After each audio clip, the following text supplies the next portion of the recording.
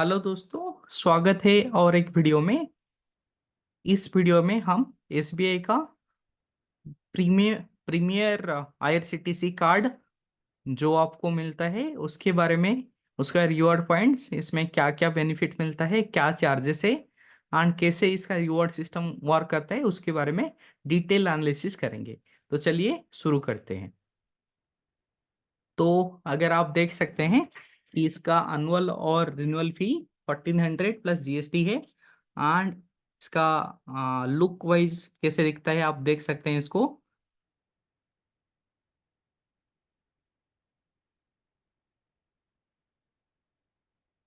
अगर आप इसको देखना चाहें तो मैं आपको दिखा देता हूँ। ये इसका इस तरह का कुछ लुक इसका रहता है। ये वीसा प्लेटफॉर्म में आपको मिलता है। एंड इसमें 1500 प्लस जीएसटी या 1499 plus GST per year charges आपको लिया जाता है। एंड इसका ज्वाइनिंग फी भी उतना ही है। एंड क्रेडिट लिमिट ये 40,000 से 10 लाख तक मिल सकता है। अगर आप बिना एफडी में लेते हो देन इसमें कोई ईएमआई वगैरह करते हो देन 2.75 पर मंथ। एंड अगर ये एफडी के अगेंस्ट लेते हो तो थोड़ा इंटरेस्ट रेट कम है। अगर बिना एफडी के लेते हो देन 3.5 पर मंथ के हिसाब से आपको इंटरेस्ट रेट लगता है। तो बेसिकली 3.5 पर मंथ अगर आप इसे कैलकुलेट करेंगे देन ये वाला 42% पर annum आपको देना पड़ेगा इंटरेस्ट रेट।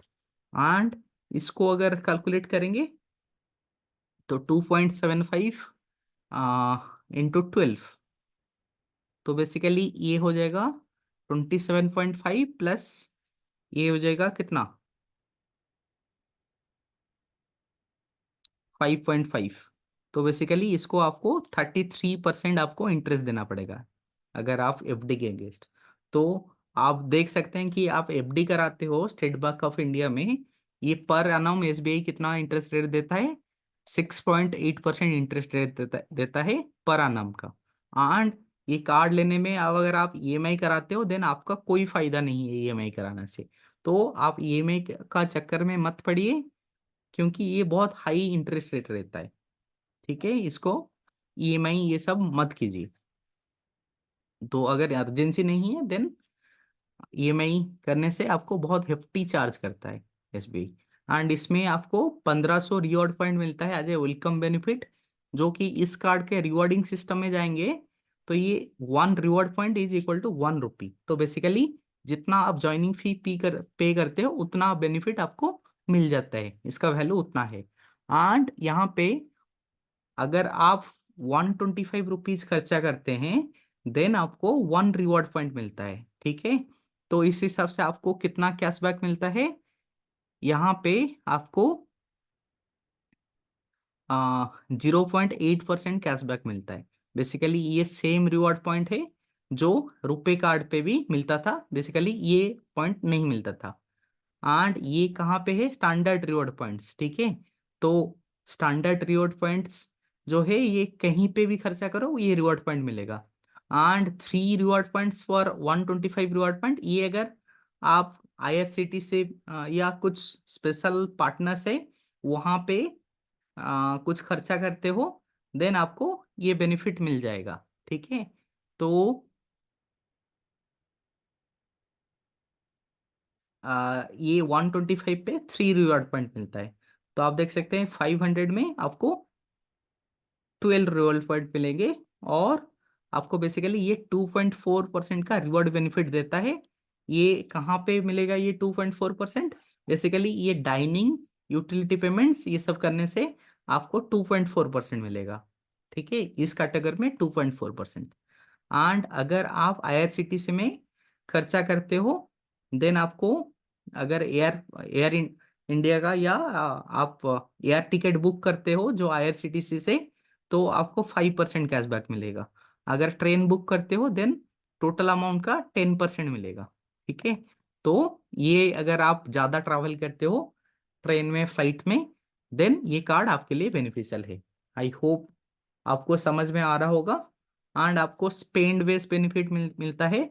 अगर आप एक साल में 2 लाख से ज़्यादा ट्रांजैक्शन करते हो जो आपका एनुअल चार्जेस 1500 प्लस जीएसटी या 1499 प्लस जीएसटी लिया जाता है, वो रिवर्स हो जाता है।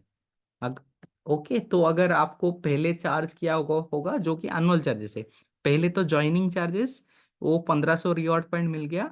बट जो आपको एनुअल चार्जेस 1 साल कंप्लीट होने पे एनुअल फी आपको लगता है, जब तक उस साल आपका 2 लाख खर्चा नहीं होता है वो रिवर्स नहीं होगा। अगर ऑलरेडी हो गया है, देन 2 लाख का हो गया है खर्चा, देन आपको एनुअल फी नहीं लगेगा। तो उस हिसाब से इस कार्ड से 2 लाख रुपया बहुत लोग खर्चा नहीं करते होंगे। अगर आपसे इससे बेटर कार्ड है तो उस हिसाब से ये कार्ड बहुत ज़्यादा ऑफर नहीं दे रहा है, इन द सेंस ऑफ जो 1500 प्लस जीएसटी चार्ज कर रहे हैं उससे कंपेयर करेंगे। एसबीआई में भी इससे बेटर कार्ड है। एक कार्ड पॉल्स कार्ड दिखाया था जो सेम चार्ज होता है लेकिन उसमें बहुत सारा बेनिफिट मिलता है।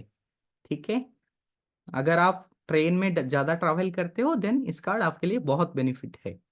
तो इसमें लाउंज हाउसेस भी मिलता है जो कि रेलवे लाउंज हाउसेस है, नॉट कि आपको एयरपोर्ट का लाउंज हाउसेस। तो 1 साल में आउट 8 लाउंज हाउसेस मिलता है, और हर क्वार्टर में आपको 2 लाउंज हाउसेस मिलता है जो कि रेलवे लाउंज हाउसेस। आप दिल्ली में हो या कोई भी बड़े प्लेटफॉर्म में हो, वहाँ पे लाउंज होता है, वेटिंग रूम, वहाँ पे खाना पीना ये सब कुछ कुछ बेनिफिट रहता है जो आपको कम्प्लीमेंट्री बेनिफिट मिलता है। एंड अगर आप 1 लाख रुपया खर्चा करते हो देन इस कार्ड से आपको 7,500 का रिवॉर्ड्स या इस तरह का भाउचर्स वगैरह आपको मिलता है। अगर आप 50,000 से ज़्यादा ट्रैवल में खर्चा करते हो देन 2500 मिलेगा। फिर उसके अलावा 1 लाख खर्चा करने पे 5,000 रिवॉर्ड पॉइंट मिलेगा। लेकिन ये कब मिलेगा? ये सारा ट्रैवल पे अगर खर्चा करते हो यहाँ पे मिलेगा। एंड 1 लाख खर्चा करने पे 7,500 रिवॉर्ड पॉइंट आपको मिलेगा। तो ये इस कार्ड का बेनिफिट यही है कि ये रिवॉर्ड पॉइंट अगर ज़्यादा स्पेंड कर रहे हो देन ये बेनिफिट मिल जाएगा। लेकिन अगर आप 1 लाख से कम खर्चा करते हो जो कि ट्रैवल में नहीं है, मान लो 50,000 ये वाला ट्रैवल में नहीं है, देन ये 2,500 नहीं मिलेगा। ठीक है, एंड जो 50,000 है वो भी बहुत हाई अमाउंट है। ठीक है, आप मान लो 20,000 30,000 खर्चा करते हो देन आपको नॉर्मल बेनिफिट मिलेगा, ये बेनिफिट एक्स्ट्रा माइलस्टोन वाला बेनिफिट नहीं मिलेगा आपको। ठीक है, इसके अलावा फ्यूल सर्चर वेवर, जो भी हर कार्ड, बहुत सारा कार्ड जिसमें एक्स्ट्रा चार्जेस लगता है, जहाँ पे कोई भी फ्यूल में आप खर्चा करते हो उसमें एक एक्स्ट्रा सरचार्ज वेवर लगाया जाता है, एक्स्ट्रा फी। अगर 100 रुपये खर्चा करते हो देन 1% एक्स्ट्रा लगता है, बट इस कार्ड में और सरचार्ज वेवर आपको हो जाता है, सरचार्ज वेवर हो जाता है। एंड इसमें 1% transaction charges on transaction charges of railway booking. ठीक है, तो ट्रांजैक्शन चार्जेस जो होता है 20 30 रुपया 50 रुपया, इसमें 1% कुछ नहीं है। एंड इसमें 1.8% on charges on air ticket booking. तो इसमें ट्रांजैक्शन चार्जेस बहुत मिनिमल रहता है, तो इस केस में 1% उसका बहुत ज़्यादा बेनिफिट नहीं देता है। इसमें फ्यूल सरचार्ज वेवर मिलता है, वो मैं बता चुका हूँ। एंड आप एक मंथ में 250 मैक्सिमम सरचार्ज उबर ले सकते हो, 250 रुपये का। एंड मैक्सिमम 1 साल में स्पेंड 25,000 कर सकते हो। एंड एनुअल सेविंग 3,000 का मैक्सिमम 1 साल में कर सकते हो। इसमें कंटैक्टलेस टेक्नोलॉजी रहता है वीसा में, बेसिकली एनएफसी फीचर ये सब रहता है। आर्डन कार्ड आप ले सकते हो, आपके एक फैमिली मेम्बर किसी का के लिए आप कार्ड लेना चाहते हो तो ले सकते हो।